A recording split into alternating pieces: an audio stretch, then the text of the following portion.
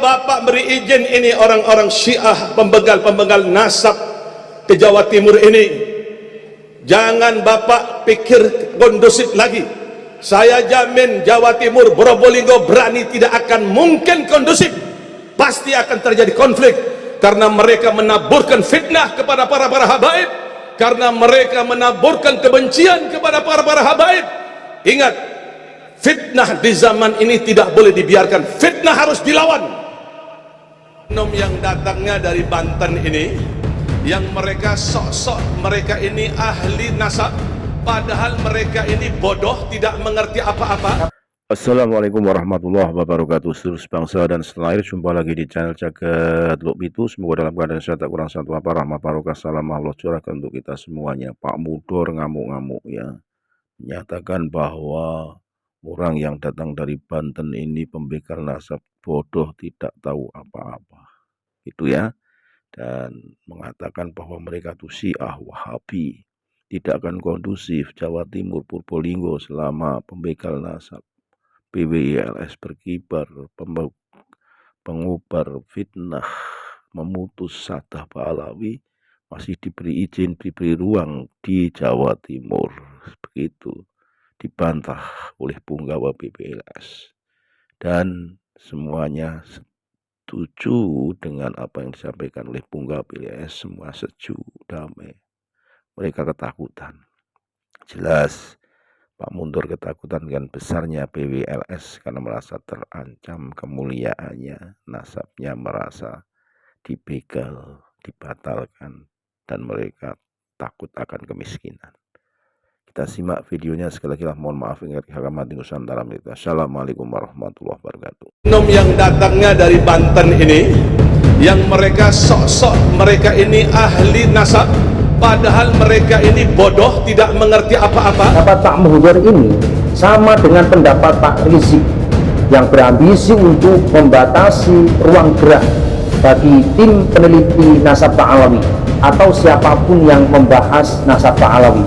Sikap overprotektif yang dilakukan oleh Pak Alawi ini yang mengarah ke level kekerasan, jika kita lihat dari ilmu psikologi, adalah dampak dari kepanikan yang dirasakan oleh oknum Pak Alawi itu sendiri. Ini bisa kita lihat dan kita buktikan dari bahasa tubuh atau body language, raut wajah, dan ekspresi tubuh yang lain. Berkah, mawaddah warahmah selama pembegal nasab dan orang-orang Syiah tidak diberi izin di Jawa Timur ini, saudara-saudara. Tapi kalau Bapak beri izin ini orang-orang Syiah pembegal-pembegal nasab ke Jawa Timur ini, jangan Bapak pikir kondusif lagi. Saya jamin Jawa Timur, Probolinggo berani tidak akan mungkin kondusif.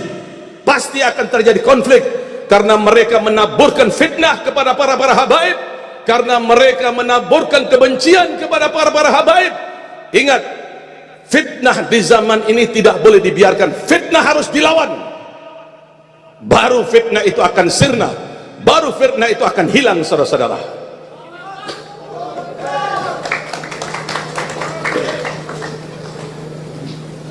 Mereka pembenci para habaib, memutuskan Thariqah Sadah ala Ba'alwi, keturunan Ba'alwi. Dari mana referensi kitab tesis mereka itu? Kalau mereka mengambil kitab dari Syajaratul Mubarakah, dari mana kitab Syajaratul Mubarakah ini mengambil kitab memutuskan Ubaidillah bin Ahmad Muhajir? Sampai sekarang tidak ada jawaban, saudara-saudara. Kitab yang tertua itu adalah kitab Abna al-Imam fil Misri wal Syam di abad keempat, dalam riwayat di abad yang kelima. Tidak ada satupun ahli nasabah yang memutuskan nasab atau mengatakan kitab Abna al-Imam fil Misri wal Syam itu adalah kitab-kitab palsu. Tidak ada satupun, kecuali oknum-oknum yang datangnya dari Banten ini, yang mereka sok-sok mereka ini ahli nasab, padahal mereka ini bodoh, tidak mengerti apa-apa. Mereka ini adalah orang-orang suruhan yang ingin mengacaukan NKRI, yang ingin menghancurkan NKRI dari dalam, saudara-saudara.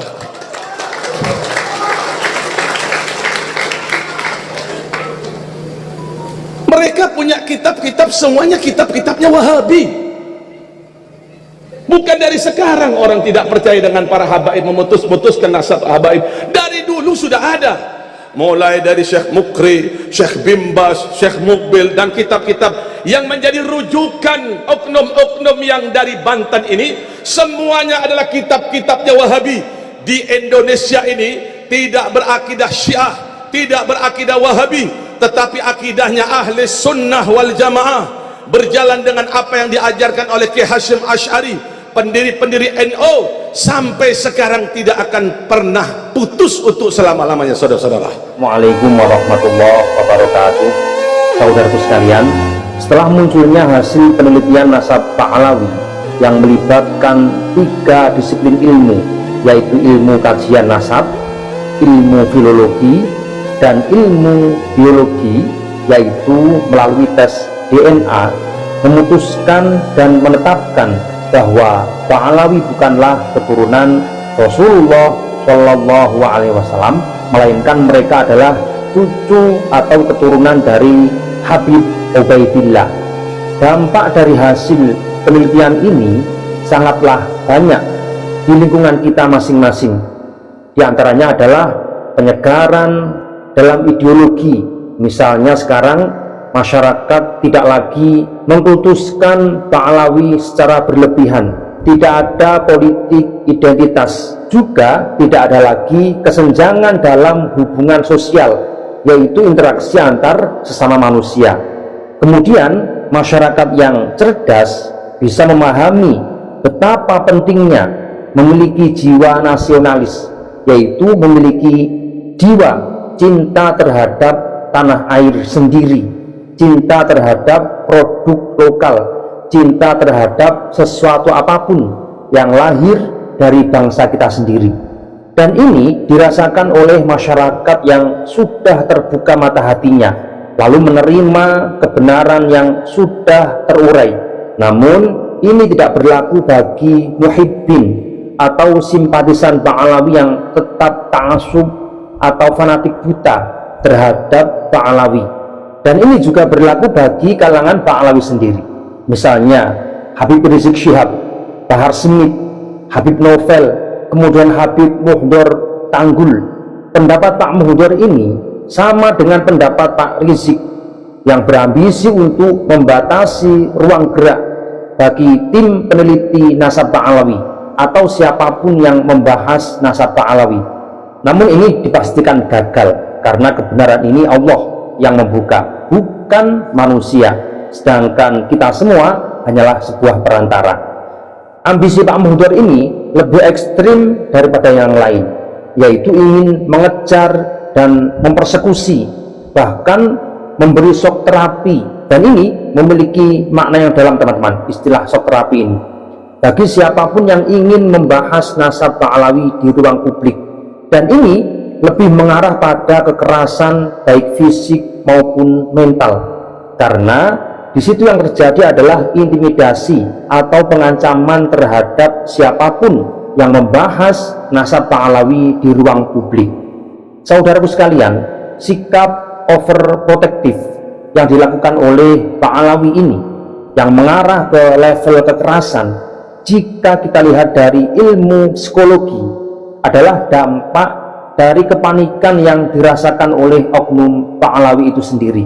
Ini bisa kita lihat dan kita buktikan dari bahasa tubuh atau body language, raut wajah, dan ekspresi tubuh yang lain, yang mengindikasikan adanya kepanikan pada tokoh-tokoh Pahlawi ini, sehingga mereka meluapkan emosi dan kekesalan itu melalui beragam cara atau beragam ekspresi, walaupun itu terkesan asal-asalan dan ngawur, karena mereka menganggap ini adalah ancaman berat bagi Pahlawi.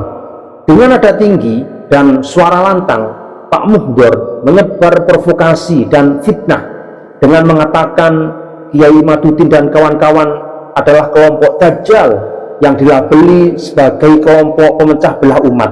Ini kan sangat ironis, teman-teman.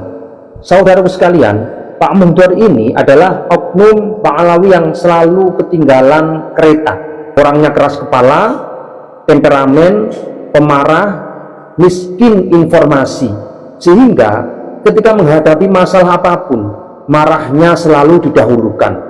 Beliau ini kemarin yang mengatakan bahwa ulama 4 madhab, yaitu Imam Hanafi, Imam Maliki, Imam Syafi'i, dan Imam Hambali, mengisbat atau menetapkan nasab Pak Alawi dan juga bagian dari muhibbin bagi Pak Alawi itu sendiri.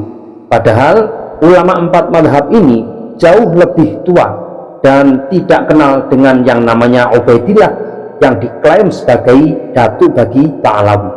Ini sangat memalukan dan menjijikkan, karena demi gila hormat mereka ngarang cerita bahwa orang-orang besar selalu cinta dengan Pak Alawi, selalu cinta dengan mereka. Lalu Pak Muhdor juga berorasi dengan penuh percaya diri bahwa dia sudah menemukan kitab abad keempat, yaitu kitab karya Ibnu Toba yang bernama kitab Abnaul Imam. Padahal sejak awal penelitian, kitab ini bagian dari objek yang diteliti, dan ternyata kitab ini adalah kitab palsu yang tidak bisa dijadikan rujukan dalam berbagai hal, khususnya berkaitan dengan penetapan nasab Pak Alawi yang diklaim oleh Pak Muhdor itu. Saudaraku sekalian, beginilah jadinya jika menghormati seseorang secara berlebihan. Pak Muhdor ini mulai dari ayah dan kakeknya, terutama Habib Soleh, sangat diagungkan oleh masyarakat pada zamannya, membuat keluarganya atau anak cucunya lupa daratan, yaitu terbuai dengan penghormatan-penghormatan yang mereka terima dari masyarakat. Termasuk Pak Muhdor ini adalah cucu dari Habib Soleh. Dia mengira saat ini masih laku jualan nasab leluhurnya, padahal sama sekali tidak. Saat ini masyarakat sudah muak dengan perilaku Pak Alawi. Demi bertahan hidup, harus rela menjadi penipu dengan memasukkan nasab Rasulullah Shallallahu Alaihi Wasallam yang diakui sebagai datuk bagi Pak Alawi. Padahal semuanya zong, semuanya kosong. Pak Muhdor juga bertanya, apa salah para habaib sehingga masyarakat begitu benci dan muncul penelitian nasab, juga penelitian sejarah yang sudah dibelokkan oleh kalangan Pak Alawi.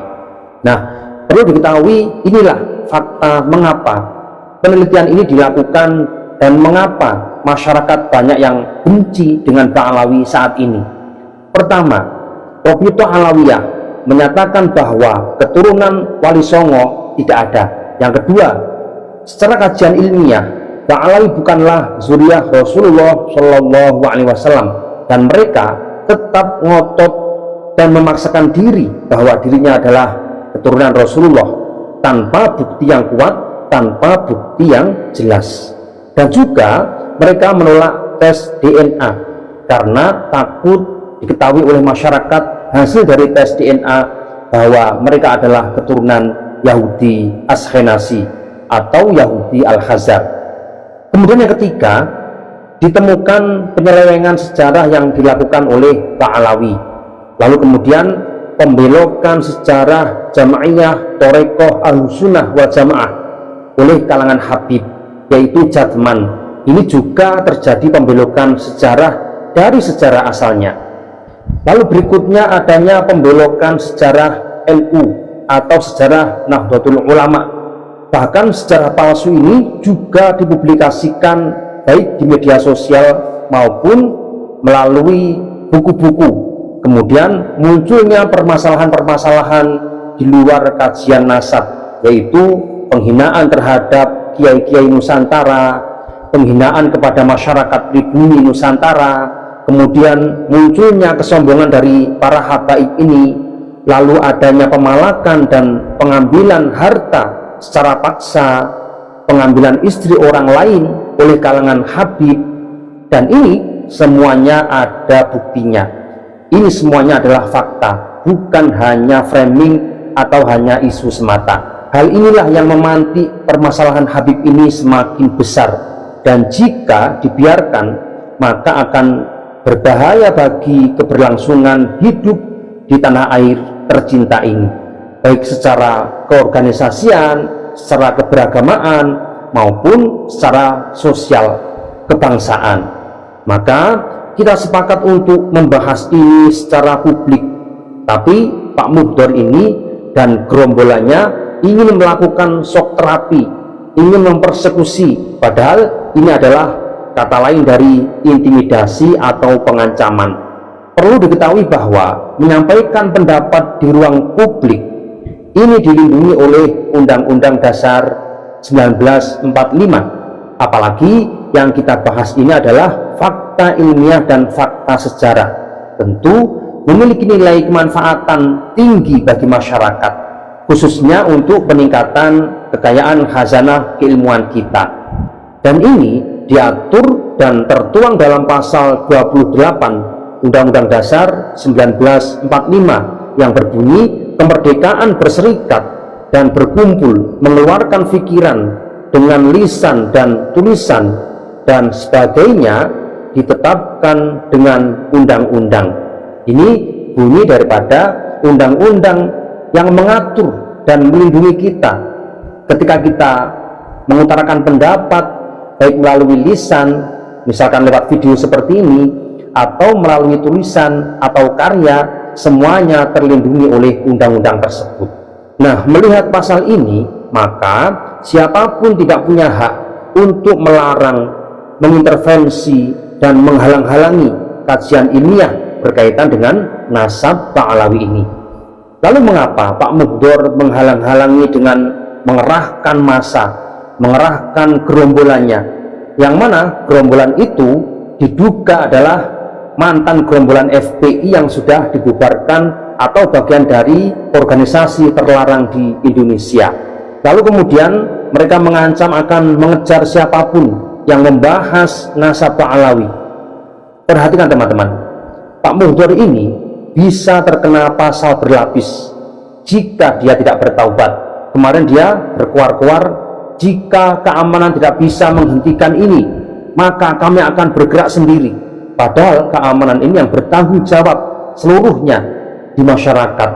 Lalu mereka akan melangkah lebih jauh, melebihi daripada keamanan. Maka ini akan berbahaya bagi Pak Mugdor dan kawan-kawan. Berhati-hatilah. Nah, Pak Mugdor akan terkena pasal berlapis, diantaranya yaitu pertama, pasal intimidasi, yaitu tindakan yang dilakukan seseorang atau sekelompok orang untuk menakut-nakuti atau mengancam orang lain dengan tujuan memaksa atau mempengaruhi. Ini sudah diatur dalam pasal 335 KUHP, Undang-Undang Dasar nomor 1 tahun 1946. Dan ini pelakunya akan dipidana penjara, yaitu 1 tahun 4 bulan atau denda Rp4.500. Kemudian pasal yang kedua, yaitu pasal pengeroyokan, yaitu siapapun dengan terang-terangan atau di muka umum dan dengan tenaga bersama melakukan kekerasan terhadap orang atau barang, maka dia dipidana penjara paling lama 5 tahun atau denda paling banyak Rp200 juta. Jika mengakibatkan luka, maka dipidana penjara paling lama 7 tahun atau denda 200 juta. Jika sampai terjadi luka berat bagi si korban, maka akan dipidana penjara selama 9 tahun. Dan jika sampai terjadi korban jiwa, maka pelakunya akan dipenjara selama 12 tahun. Saudaraku sekalian, itulah pasal yang sudah menunggu Pak Mugdor dan gerombolannya. Jika tetap memaksakan diri untuk melakukan arogansi, intimidasi, dan pengeroyokan, maka bisa dijerat melalui jalur hukum. Namun, jika tidak bisa melalui jalur hukum, maka kita akan menggunakan people power, yaitu kekuatan masyarakat. Silakan ini dilanjutkan Pak Mugdor dan kawan-kawan. Dan perlu diketahui, walaupun kami terlihat diam, tenang, santai. Kami atas nama warga pribumi Nusantara ini sedikit pun tidak pernah gentar, tidak pernah takut untuk menghadapi provokator seperti Pak Muhdor ini dan kalangan Pak Alawi yang lain. Kami menahan diri karena kami tidak akan mau bentrok dengan saudara kita sendiri.